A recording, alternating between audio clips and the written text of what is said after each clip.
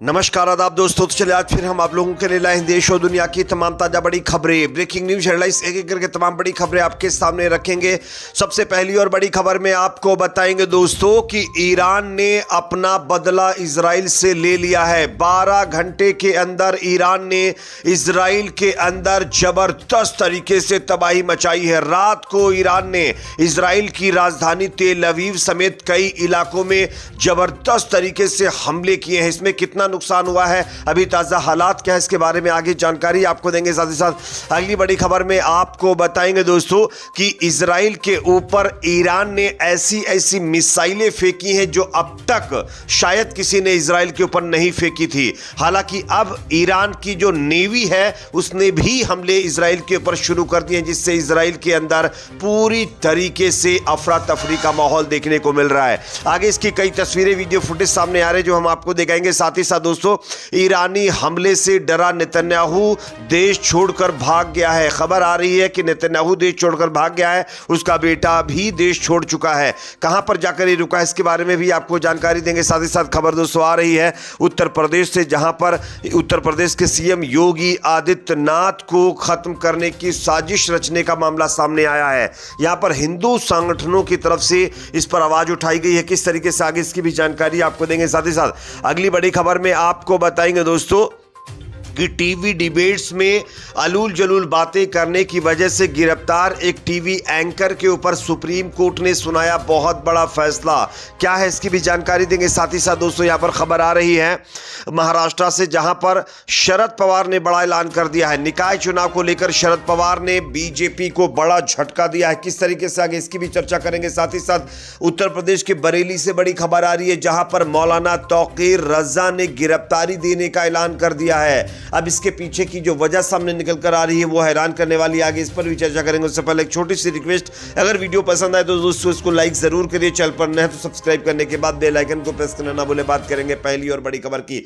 जैसा कि आप जानते हैं कि ईरान के ऊपर इजराइल ने परसों वाले दिन सुबह फजर के टाइम एक बड़ा हमला किया, जिसमें ईरान मिलिट्री के कई अधिकारियों को ईरान की तरफ से जो है पुष्टि की गई कि खत्म कर दिया गया है इजराइल ने। और अब इजराइल के द्वारा किए गए हमले का बदला ईरान ने ले लिया है। 12 घंटे के अंदर ईरान के तरफ से इजराइल पर पलटवार किया गया है। 65 मिनट तक इजराइल के अंदर ईरानी मिसाइलें गिरती रही हैं। 200 से ज़्यादा मिसाइलें गिरी हैं और इसमें खबर आ रही है, हालांकि 21 कल रात तक का अपडेट था, अब खबर आ रही है कि सैकड़ों लोग इसमें ख़त्म या फिर गंभीर रूप से घायल हो गए हैं। इवन जो इजरायली मिलिट्री का तेल अवीव के अंदर एक ठिकाना था उसको भी पूरी तरीके से ईरानी हमले में तबाह बर्बाद होने की पुष्टि की गई है। तो ये अपने आप में दिखाता है दोस्तों कि ईरान ने किस तरीके से इजराइल से अपना बदला लिया है। हालांकि ईरान की तरफ से ये स्पष्ट किया गया है कि अभी तो ये शुरुआत है, आगे इससे और बड़ा हमला हम करेंगे। बताया जा रहा है कि इजराइल का जो आयरन डोम है और अमेरिका के द्वारा मिला हुआ उसका थर्ड सिस्टम जो है, जो एयर डिफेंस का काम करता है, ये दोनों एयर डिफेंस सिस्टम पूरी तरीके से फेल हो गए हैं, ईरानी मिसाइलों को रोकने में नाकाम हो गए हैं, जिस वजह से जो है ईरान इतने बड़े हमले में कामयाब हो चुका है।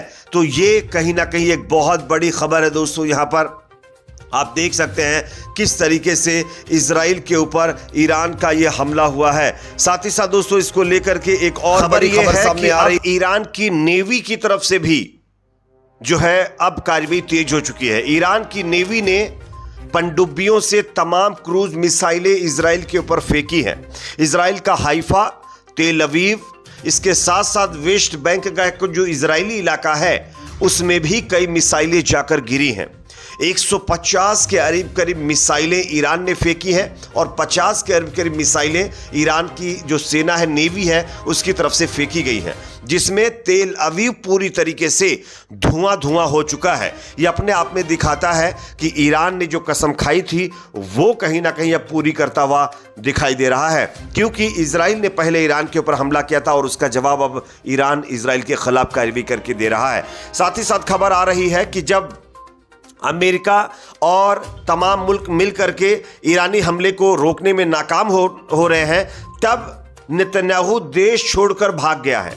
बताया जा रहा है कि नेतन्याहू ने एक दूसरे देश ग्रीस जिसका नाम है वहां पर जाकर के शरण ली है।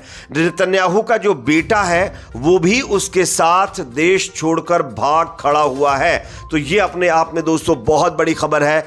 1:06 पर बताया जा रहा है कि ग्रीस के लिए नेतन्याहू का प्लेन गया है और नेतन्याहू देश छोड़कर भाग चुका है। तो आप देख सकते हैं ईरानी हमले से किस तरीके से नेतन्याहू डर गया है और वो देश छोड़कर भाग गया है। बात करेंगे अगली खबर की, जो कि सामने दोस्तों यहां पर आ रही है यूपी से, जहां पर योगी आदित्यनाथ की हत्या की साजिश रचने का मामला सामने आया है। विश्व हिंदू महासंघ, भारत हिंदू स्वाभिमान परिषद और गुरु गोरखधाम कामधेनु सेवा समिति के पदाधिकारियों ने शुक्रवार को राष्ट्रपति के नाम जिलाधिकारी को ज्ञापन दिया है। उन्होंने कहा है कि उत्तर प्रदेश के मुख्यमंत्री योगी आदित्यनाथ की हत्या की साजिश रची जा रही है। चेतावनी दी गई है कि यदि उन्हें खरोच भी आई तो हिंदू संगठन चुप नहीं बैठेंगे। विश्व हिंदू महासंघ के प्रदेश मंत्री पंडित अमित भारद्वाज के नेतृत्व में तीनों संगठनों ने पदाधिकारी पहले कमिश्नरी चौराहे पर पहुंचे, यहां से जुलूस के रूप में जिलाधिकारी कार्यालय पहुंचे, जहां वो जिलाधिकारी को ज्ञापन दिया है और उन्होंने कहा है कि योगी आदित्यनाथ को खत्म होने की साजिश की जा रही है। अगर ऐसा हुआ तो हम चुप नहीं बैठेंगे। बात करेंगे अगली खबर की, जो कि सामने दोस्तों आ रही है। टीवी डिबेट में विवादित टिप्पणी को लेकर के गिरफ्तार किए गए एक टीवी एंकर के ऊपर सुप्रीम कोर्ट का बड़ा फैसला। सुप्रीम कोर्ट ने शुक्रवार को टीवी डिबेट के दौरान की गई टिप्पणी को लेकर बड़ा फैसला सुनाया है। कोर्ट ने मामले में टीवी एंकर के श्रीनिवास राव को जमानत पर बरी कर दिया है। वहीं इस मामले में पुलिस को भी फटकार लगाई है। दरअसल पूरा मामला आंध्र प्रदेश की साक्षी टीवी चैनल के डिबेट से जुड़ा हुआ है। आंध्र प्रदेश के साक्षी टीवी चैनल पर किसी विषय को लेकर डिबेट चल रही थी। इस दौरान एक गेस्ट ने आंध्र प्रदेश की राजधानी अमरावती को लेकर विवादित टिप्पणी की थी। इसके बाद मामले में पुलिस ने कार्रवाई करते हुए टीवी डिबेट के एंकर के श्रीनिवास राव को अरेस्ट कर लिया था। निचली अदालतों में मामला खारिज होने के बाद राव के वकीलों ने सुप्रीम कोर्ट में याचिका दायर की। कोर्ट ने मामले में सुनवाई करते हुए यह अहम फैसला सुनाया है और इस टीवी एंकर को जमानत दे दी है। और सुप्रीम कोर्ट ने यह भी कहा कि इस तरीके की चीजें तो अब टीवी डिबेट्स में आम हो चुकी हैं, हम रोज ऐसी चीजें सुनते हैं। खैर, बात करेंगे अगली खबर की, जो कि सामने दोस्तों आ रही है। महाराष्ट्र के अंदर होने वाले निकाय चुनाव से पहले बीजेपी को शरद पवार ने दिया बहुत बड़ा झटका। आप देख सकते हैं खबर, बीजेपी को छोड़कर किसी के साथ भी गठबंधन। महाराष्ट्र निकाय चुनाव को लेकर शरद पवार की ये बहुत बड़ी टिप्पणी आई है। महाराष्ट्र में अगले कुछ महीनों में होने वाले स्थानीय निकाय चुनाव को लेकर सियासत गर्मा चुकी है। शरद पवार ने साफ कह दिया है कि उनका गठबंधन बीजेपी के साथ किसी महीने में नहीं होगा। बीजेपी छोड़कर किसी भी पार्टी के साथ हम गठबंधन करने के लिए तैयार हैं। बात करेंगे अगली खबर की, जो कि यूपी से सामने आ रही है। दोस्तों, यूपी के बरेली में मौलाना तौकीर रजा ने गिरफ्तारी देने का ऐलान कर दिया है। बरेली में लंबे समय से भंग चल रहे इत्तेहाद मिल्लत काउंसिल संगठन को बहाल कर दिया गया है। नए पदाधिकारियों की टीम भी घोषित कर दी गई है। सिटी स्टेशन के सामने मदरसा प्रगंड में बृहस्पतिवार को आयोजित सभा में पार्टी प्रमुख मौलाना तौकीर रजा खान ने रविवार को गिरफ्तारी देने का ऐलान भी कर दिया। मौलाना ने कहा कि अब खामोश बैठने का वक्त नहीं है, हम आजाद हैं, पर नाइंसाफी सहन नहीं की जा सकती। हुकूमत क्या कर रही है? सवाल ये नहीं है, सवाल ये है कि जो बड़े ओहदों पर बैठे हैं वह किसी धर्म के हों, उनका काम इंसाफ करना है। इधर देखा जा रहा है कि कई जगह मजहब की बुनियाद पर नाइंसाफी की जा रही है, यह तकलीफदेह है। इसी मुद्दे पर उन्होंने रविवार को पूरे प्रदेश में गिरफ्तारी देने का ऐलान कर दिया है। उन्होंने कहा कि हमारे बच्चों की लिंचिंग हो रही है, हमको परेशान किया जा रहा है, गद्दार देश को लूट रहे हैं, लेकिन हम खामोश नहीं रह सकते। ये कहते हुए उन्होंने गिरफ्तारी देने की बात कही है। इस पर आपकी क्या राय कमेंट सेक्शन में बताइए। वीडियो पसंद आए तो लाइक, शेयर, चैनल पर नए सब्सक्राइब जरूर करें।